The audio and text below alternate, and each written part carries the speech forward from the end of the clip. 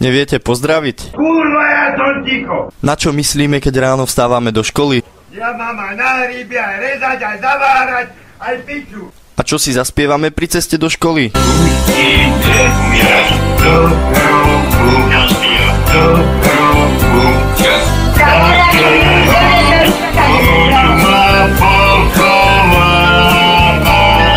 Na čo myslíme už v pondelok? Aké sú naše pocity pred písomkou? Čo si myslí triedna, keď vchádza do triedy a nesie písomky so samými peťkami? Negramotná svinia. Čo poviem profesorom, keď nič neviem? Piču. Na čo sa tešíme, keď zazvoní na prestávku? Prejebci, prepajte ako to kradni po vreckách. A na našu 10? Na čo myslí profesor, keď ide vyvolávať k tabuli? Nebojí sa ti to pičov jebať. Čo si myslím, keď donesiem ospravedlnenku? Ale krasopisná.